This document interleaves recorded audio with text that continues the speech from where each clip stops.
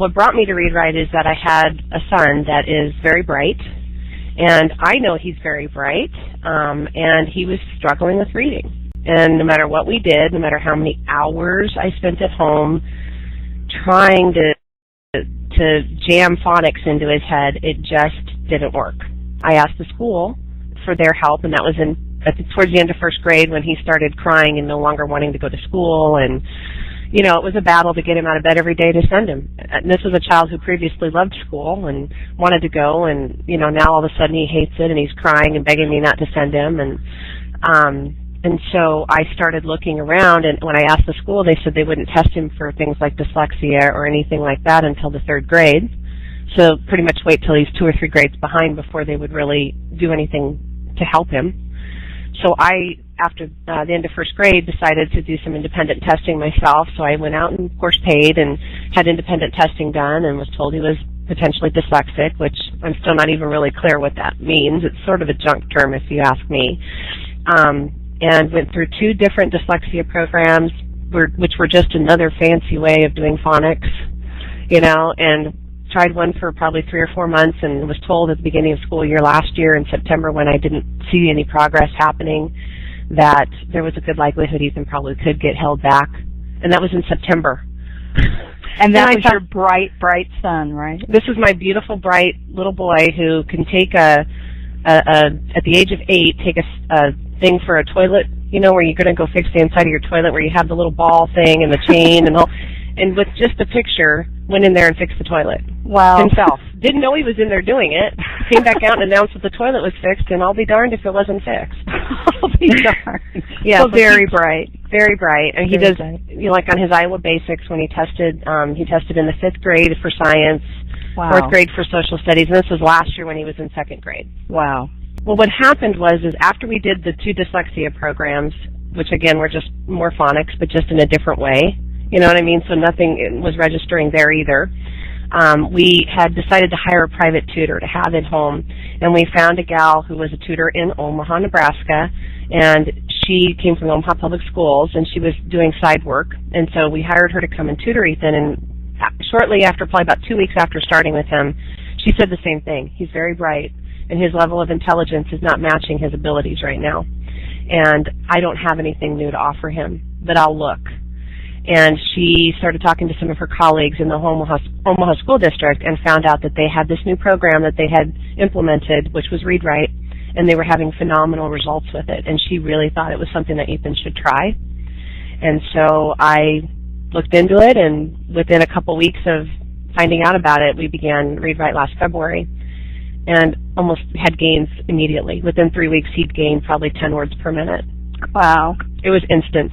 It's so empowering. I mean, I went from having a son who would bring home his library books and ask me to read them to him, to where's Ethan? And I go find him, and he's in his room with a high school looking textbook about dinosaurs and the planets, and he's making a go at it. You know what I mean? He might not read it each and every word, but he's actually trying to read something himself.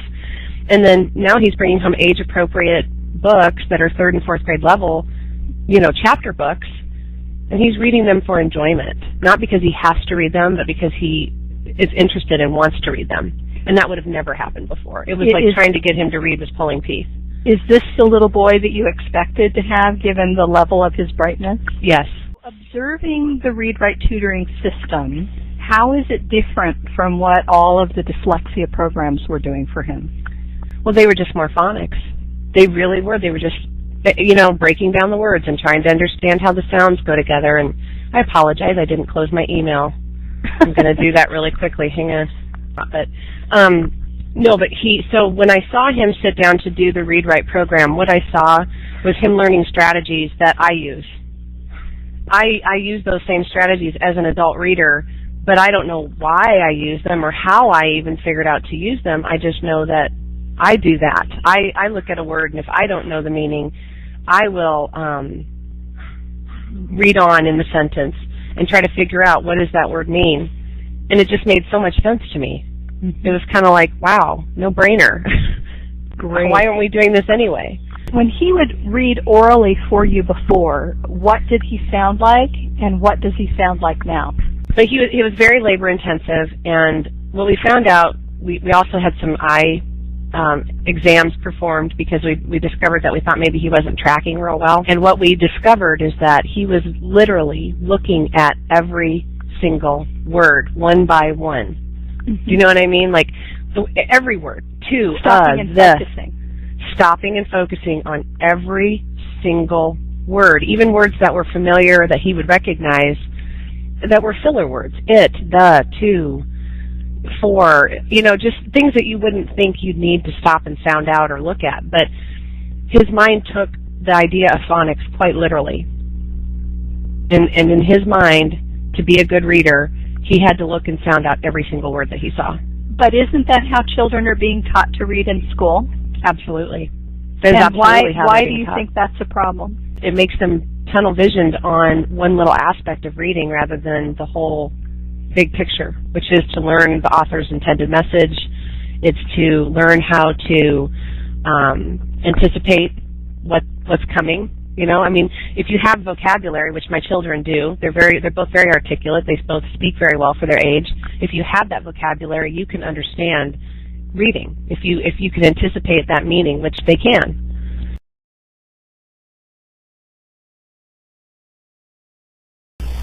Tom and Mike went to,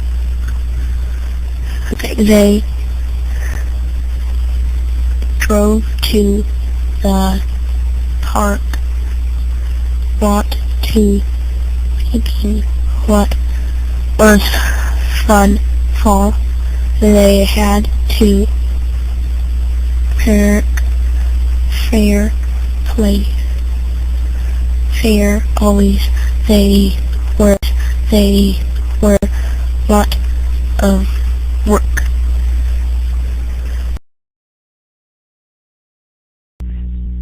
Starfish have many arms. The arms are called rays. Starfish have arms but no legs. Starfish have feet but no toes. They glide and slide on their tiny tube feet. They move as slow as a snail.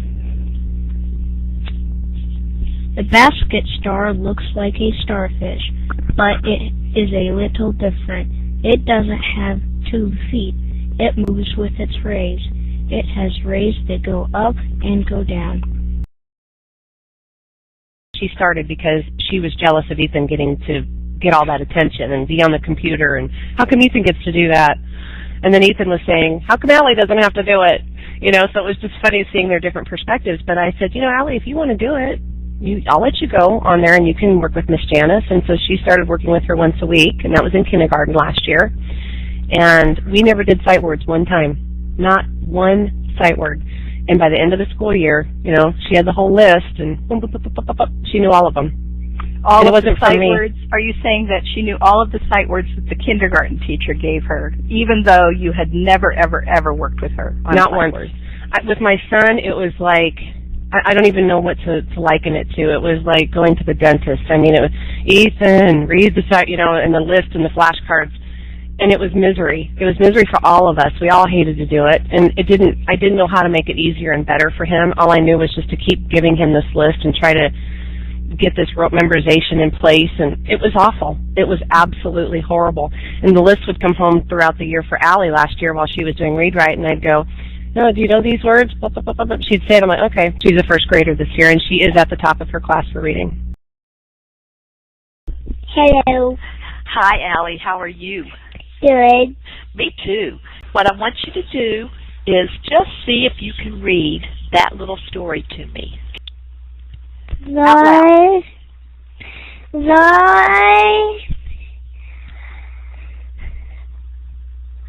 if you don't know it, just go ahead and skip it and go to the next word. What? Okay. I'm going to help you a little bit, okay? Okay. The names of the people are Tom and Mark. Okay, so can you start with Tom and Mark? Tom and Mark went to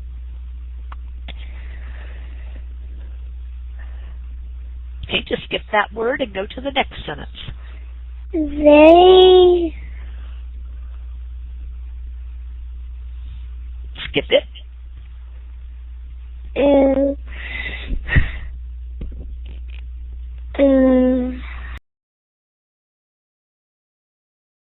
Seeds grow. Seeds are baby plants waiting to grow. Seeds rest and wait. What are the seeds waiting for? Seeds wait for water. Seeds need to be warm. Seeds need air. Seeds will grow into plants when they are warm and get water and air. What would you want to say to another parent who has tried a lot of different things and who is skeptical that anything could work? What would you want to tell them? I would want to tell them that you're not alone. There's a lot of parents out there like that. I just wish that I had found the ReadWrite program sooner. And don't think that what the school says is the almighty word, because it's not. And that is your child. Listen to your instincts. Know what you know about your child, and don't let anyone, I'm sorry, that upsets me. Don't let anyone sway you from that. Don't ever let them convince you of anything different. Sorry.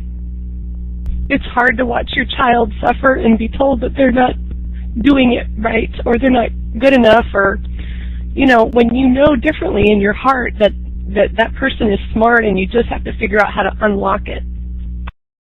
I think Dee Tadlock is an angel. I know she gave up a lot to develop this program, and I wish that I could find any parent out there who's struggling with the same issue and show them the way, because if that tutor hadn't told us about this program, I shudder to think of where we would be right now.